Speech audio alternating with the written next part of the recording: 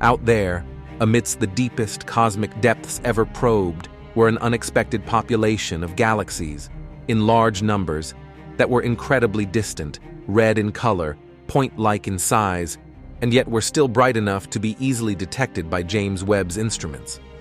These objects, known colloquially as little red dots, presented a challenge for modern cosmology. We already had a very precise picture of what the ingredients in our universe were: a mix of dark energy, dark matter, normal matter, and a tiny bit of radiation.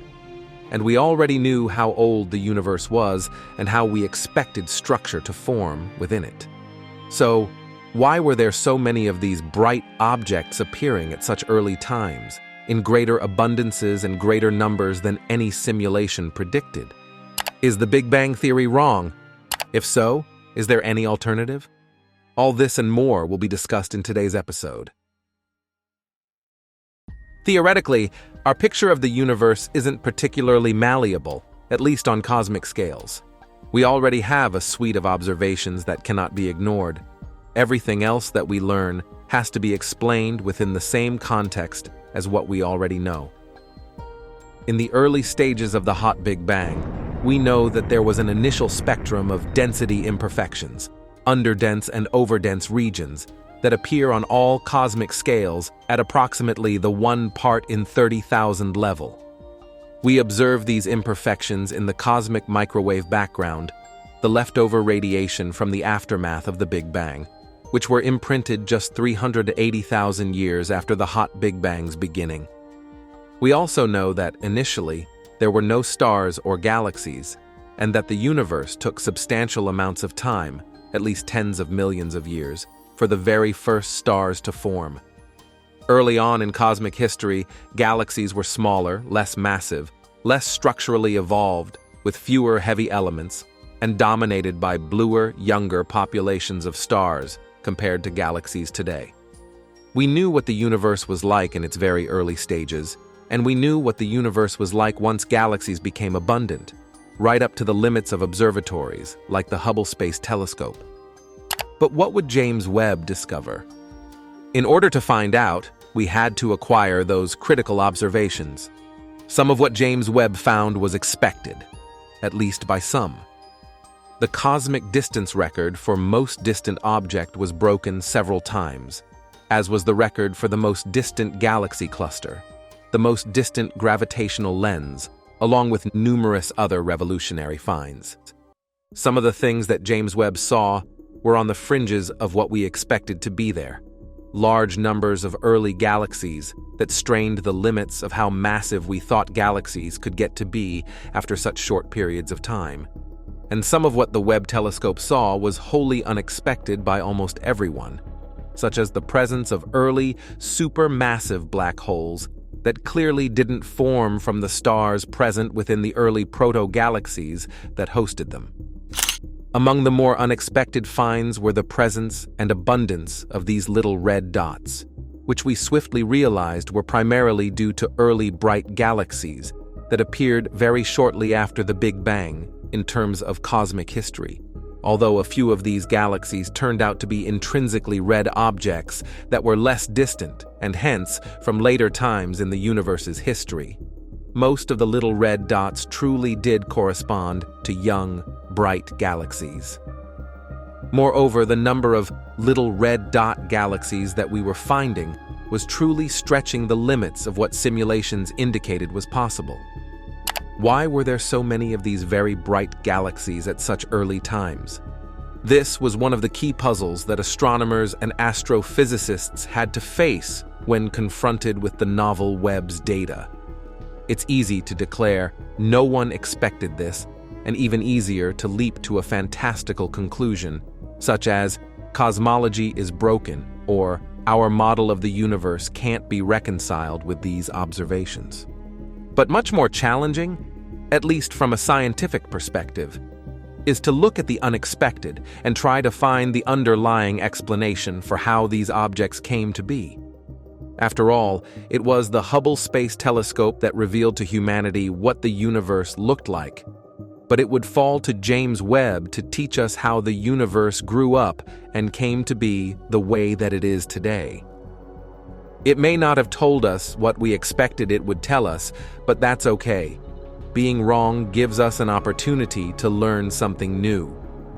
The first thing people took a detailed look at was the performance of James Webb itself. One of the most important aspects of any telescope isn't just understanding properties like its resolution, light-gathering power, and wavelength sensitivity, but a mandatory understanding of how the entire optical system works, as well as the efficiency of that system. No telescope is optically perfect, as there are always losses due to reflections off of surfaces, any dust or dirt that's accumulated on the optical surfaces, degradations or imperfections in the mirrors themselves, even the tiniest, most minuscule misalignments in the mirrors or instruments, as well as thermal noise and imperfect properties within the instruments themselves. It turned out that, when it came to James Webb, scientists had calculated the expected performance of the overall observatory based on these factors. However, when it came to crunch time, the telescope itself turned out to actually outperform those expectations, as JWST was kept cleaner and more pristine than any other space telescope ever built and constructed. Webb's views of the universe were all at once sharper, lower in noise, and optically more efficient than even the most optimistic of predictions. Its point spread function, or how well it can focus the light from distant targets, is practically twice as sharp as the design requirements, making it the best telescope ever on this front in human history. This meant that sharper images and fainter point-like objects could be revealed in less time than was anticipated, and also that objects that were revealed would appear brighter than expected in a given amount of observing time. This is important information for properly calibrating any observations acquired with James Webb, as how bright an object appears through your telescope is essential information for determining its intrinsic properties, including how intrinsically bright it is. While this plays a role in the observed brightness of objects seen with the Webb telescope, it couldn't fully explain why these little red dots were so bright and abundant. Another important aspect was to check the simulations we were performing, as we were attempting to try to predict what sorts of stars and galaxies we expected to see early on in cosmic history. The most comprehensive simulations, prior to James Webb observations, had difficulty reproducing the copious numbers of massive, evolved galaxies that were revealed by James Webb. However, these large-scale simulations had limitations. They were limited both in terms of mass resolution and in terms of spatial resolution, which is something you have to sacrifice in order to get accurate simulations on large cosmic scales.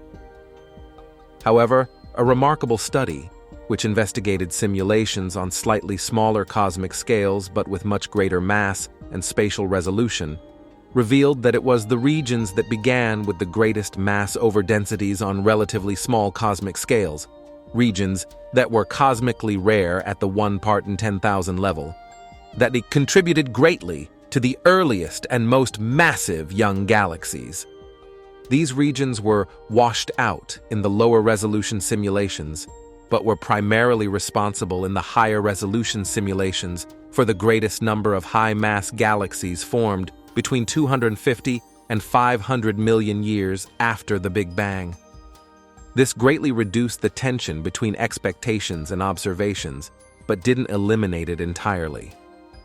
One of the puzzles that still remained was why the galaxies that James Webb was seeing at the earliest times were so bright in specific wavelengths of light, in the ultraviolet light they were producing. We know that star formation creates stars of all different masses, from the high-mass, bright blue but short-lived stars to the lower-mass, fainter, redder, and longer-lived stars. It had typically been assumed that stars formed continuously within galaxies, and so, as the blue stars within older stellar populations aged and died, new ones would arise to take their place. However, many galaxies that were observed appeared to defy this trend, with more ultraviolet emission than modern astrophysics predicted. Again, it would have been very easy to assert that cosmology is broken, or even that astrophysics, including stellar modeling, is broken. But if the Big Bang Theory is wrong, what can be the alternative?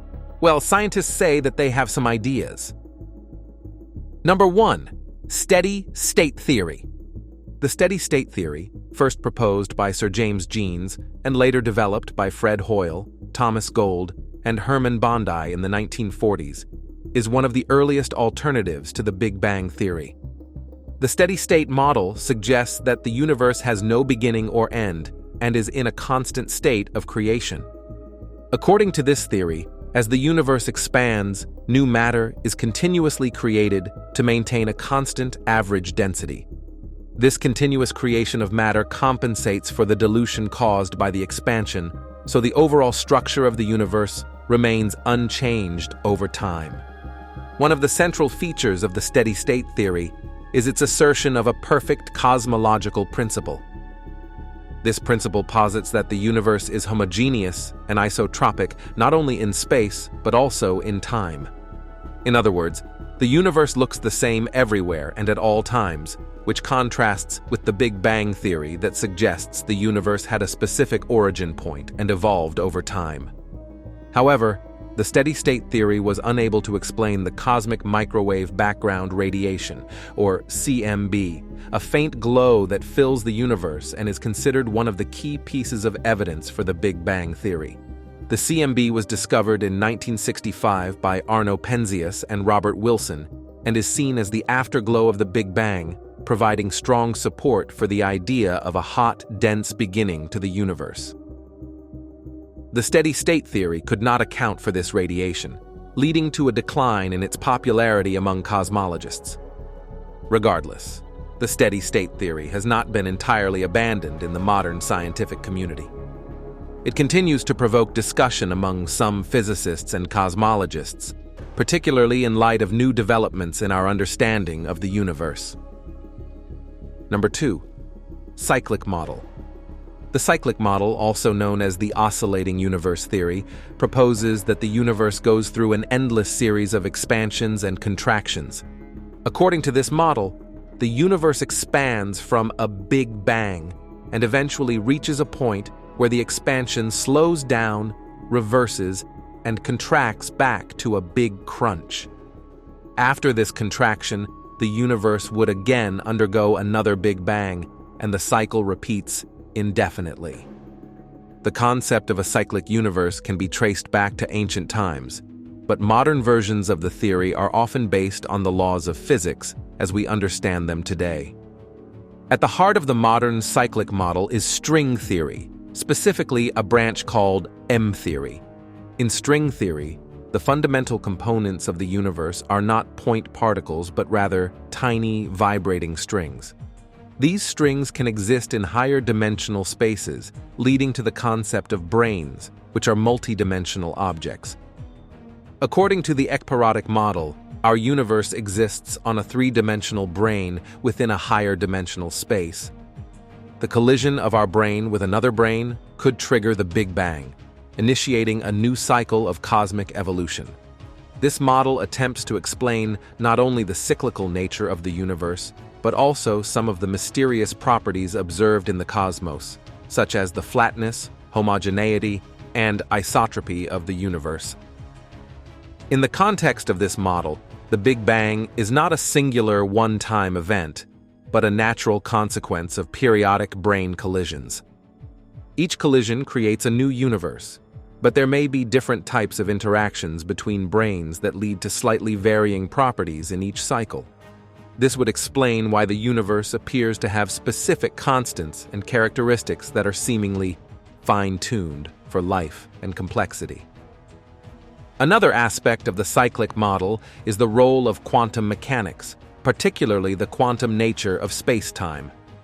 The idea of a cyclic universe is supported by the possibility that the quantum mechanical properties of space-time could allow for the continuous regeneration of the universe without violating the second law of thermodynamics.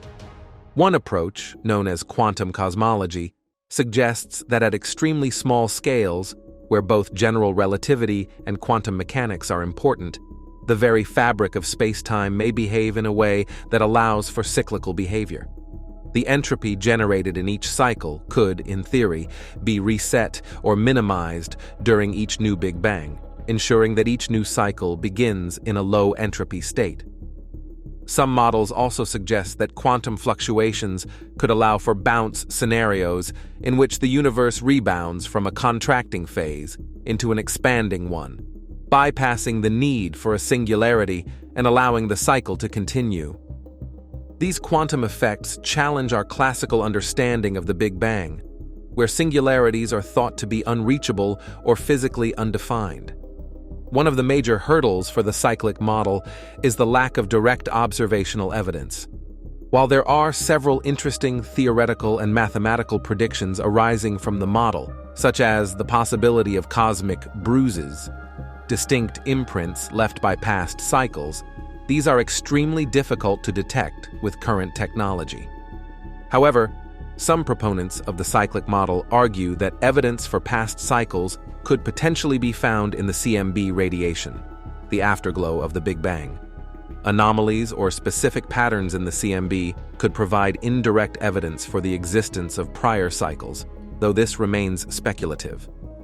Additionally, the model's reliance on string theory and higher dimensional spaces is still a matter of debate, as string theory has yet to produce testable predictions that could confirm or refute its core concepts.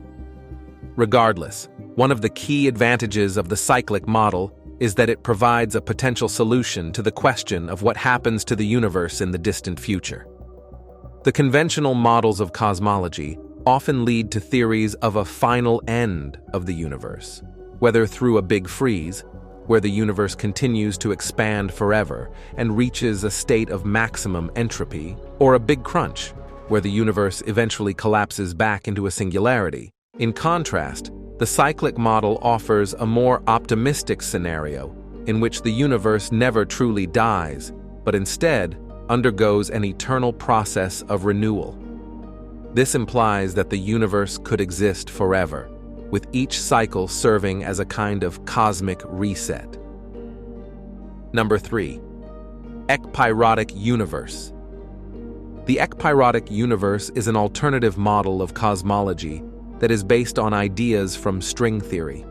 This theory posits that the Big Bang was not the beginning of the universe, but rather the result of a collision between two three-dimensional branes within a higher dimensional space.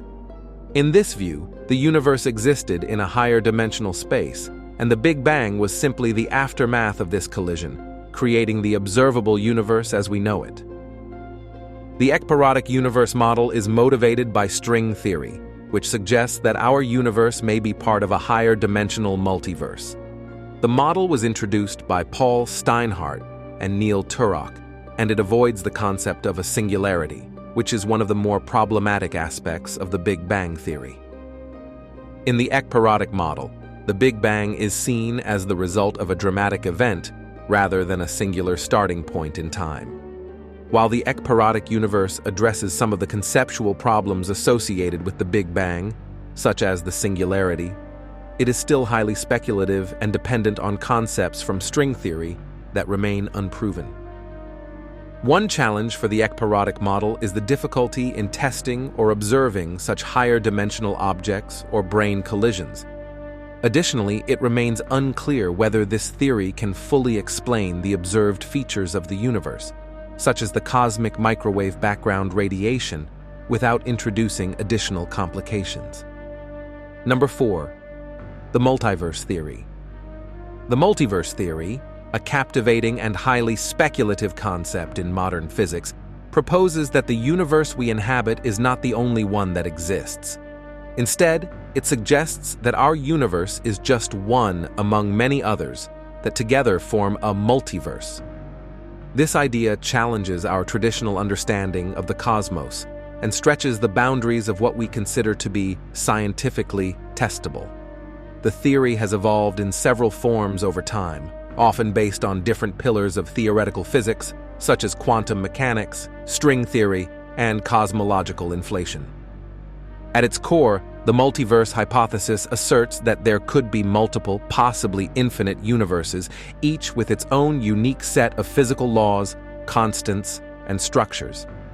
Some versions even propose that these universes might vary in their very dimensionality.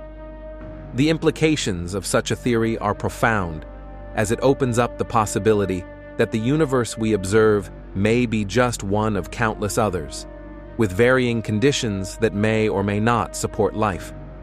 One of the most prominent and widely discussed versions of the multiverse theory is known as the inflationary multiverse. This particular interpretation is rooted in the concept of cosmic inflation, a period of extremely rapid expansion that is believed to have occurred within the first fraction of a second after the Big Bang. Cosmic inflation was initially introduced to address several puzzles in the standard Big Bang model, such as the uniformity and flatness of the universe on large scales. According to the theory of inflation, space expanded exponentially during this brief period, smoothing out any irregularities and setting the stage for the universe we observe today. In the context of the inflationary multiverse, the process of inflation doesn't just happen once, but can occur repeatedly in different regions of space. Each time inflation happens, a new bubble or pocket universe is born. These bubbles form when regions of space experience a local, independent inflationary event. As inflation continues in one region, other regions may stop inflating, leading to the creation of distinct, separate universes. These universes, often referred to as pocket universes or bubble universes, could vary significantly from one another, each with its own physical properties. The conditions within each universe, including fundamental constants such as the speed of light, gravitational constant, and the mass of elementary particles, could differ from those in our own universe, resulting in vastly diverse outcomes. One of the most striking features of this theory is the notion of a potentially infinite number of universes.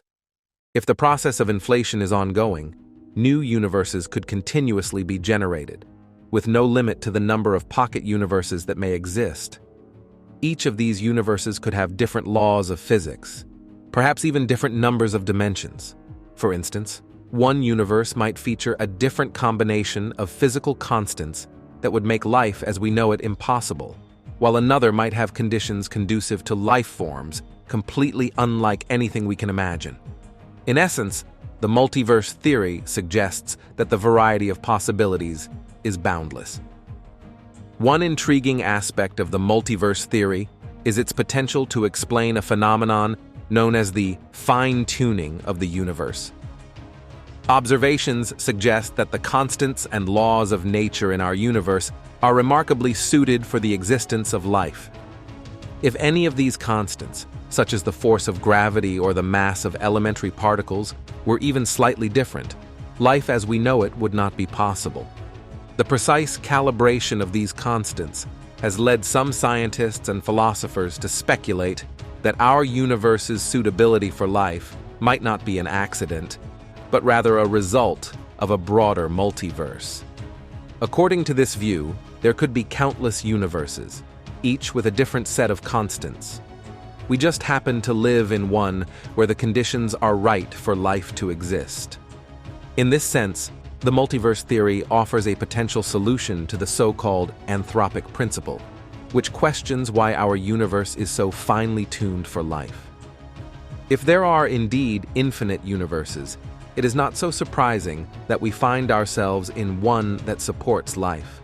Out of all the possible configurations of physical laws, it is simply inevitable that some universes would have the right conditions for life to emerge.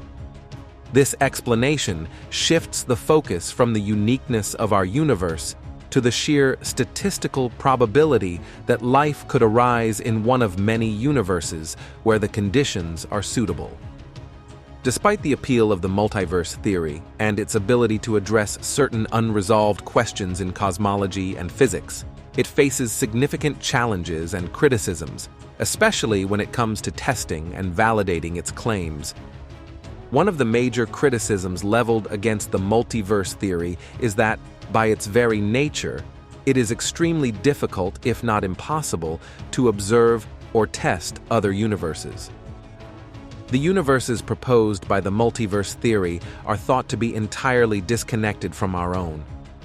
They are considered to exist in separate regions of space-time, and as such, they cannot interact with or influence our universe in any way that we could detect.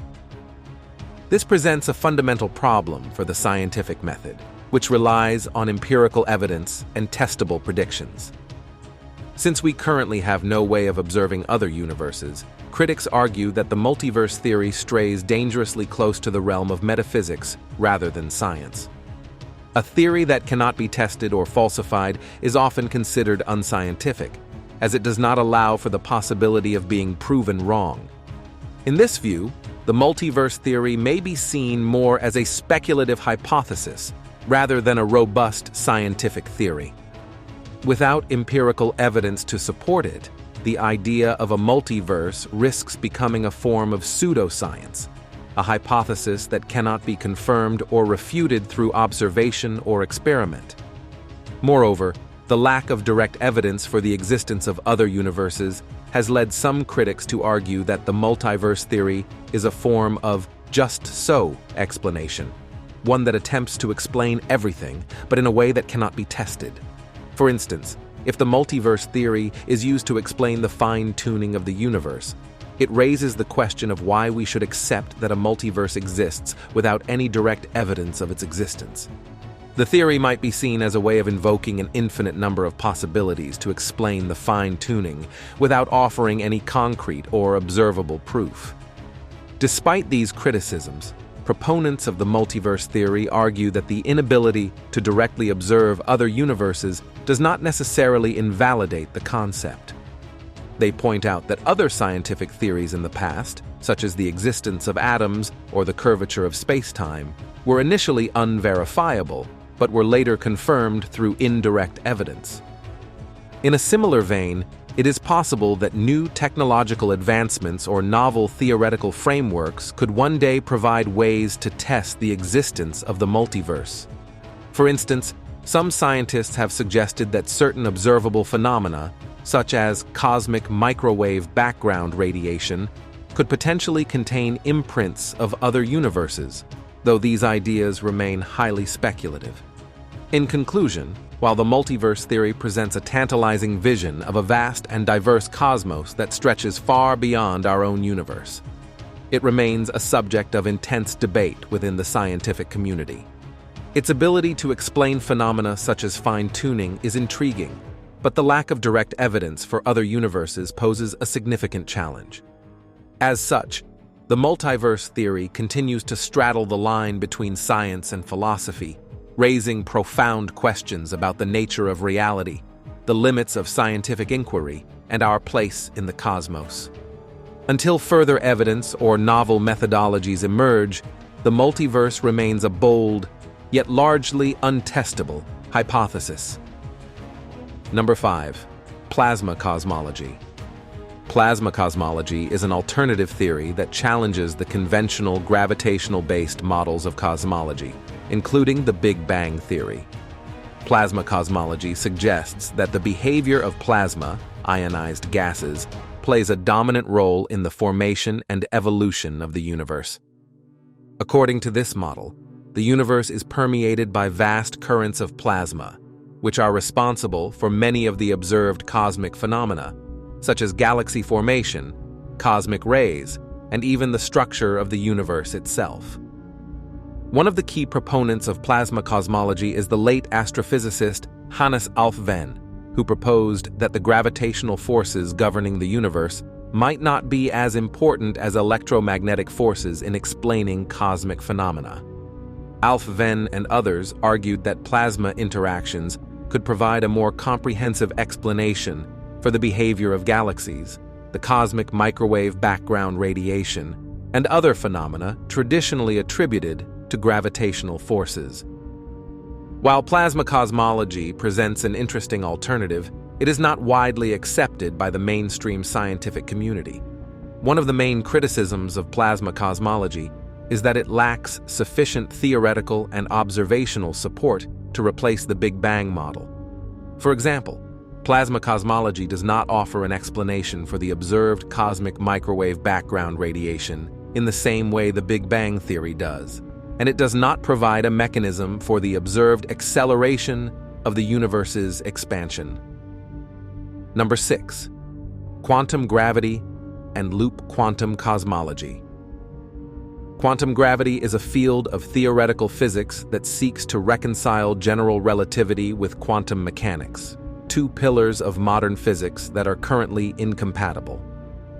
One of the key challenges in cosmology is understanding what happens at extremely small scales, such as those encountered near the Big Bang, where both gravity and quantum effects are important.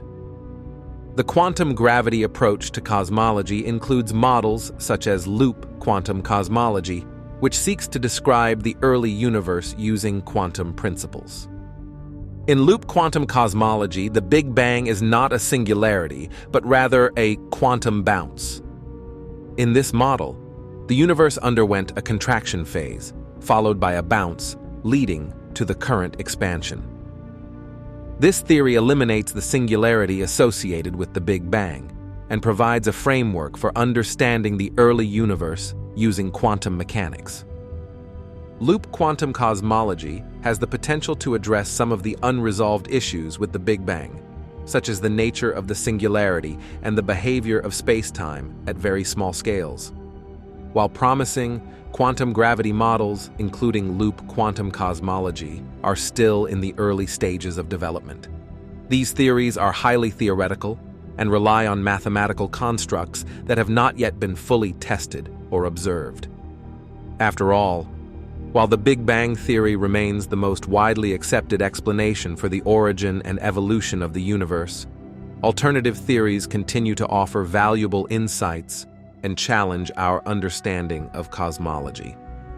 The steady-state theory, cyclic model, ekpyrotic universe, multiverse theory, plasma cosmology, and quantum gravity models each present different perspectives on the universe's origin and behavior. Some of these alternative models seek to address unresolved issues with the Big Bang theory, such as the problem of the singularity, the nature of the cosmic microwave background radiation, and the observed acceleration of the universe's expansion. However, none of these alternatives have yet been able to offer a more complete or convincing explanation than the Big Bang theory. As scientific research continues, it is possible that new discoveries will shed light on the true nature of the universe, potentially leading to the development of a more comprehensive cosmological model. For now, the Big Bang theory remains the most successful and widely supported framework for understanding the origins of the universe. That's all the information that we have for you today. Don't forget to give us a thumbs up if you enjoyed today's episode, subscribe if you haven't already, and hit the bell so you never miss out on future episodes. And be sure to also tell us what you think about today's content. Everyone's support motivates us to continue delivering quality content and to always improve. As always, thanks for watching, and we will see you next time.